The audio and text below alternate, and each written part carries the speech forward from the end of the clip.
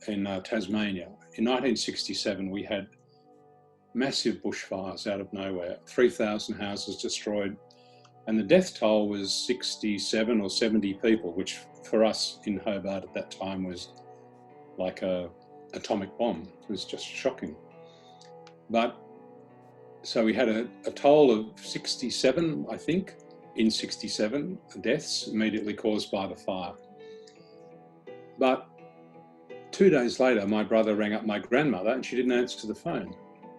And he went over and found her dead on the floor. She'd had a heart attack the day before because she had been talking to my sister and the phone cut off as my sister said the fires are coming. And my grandmother had a heart attack and died.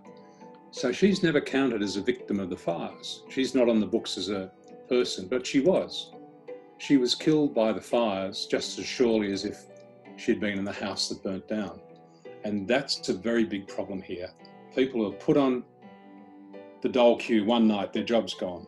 People who have substance abuse problems or domestic violence problems, who would struggle in normal times to keep it all together.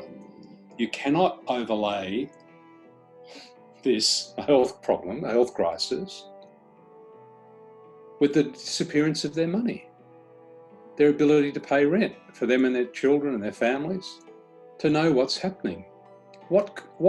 The level of insecurity in Australia today as a result of the failure to plan for the virus properly and overlaying it with the cruelty and the lack of compassion for the hundreds of thousands of people who have been sacked from work who never ought to have been sacked in the first place is just appalling.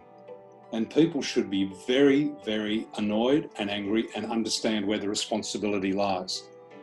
And the health effects, psychological effects will be profound. And this is not anything that had to happen. It's not an act of God. It's not a tsunami, not an asteroid striking the Earth. It's done by a government that knows what it wants to do, but certainly doesn't know what it's doing.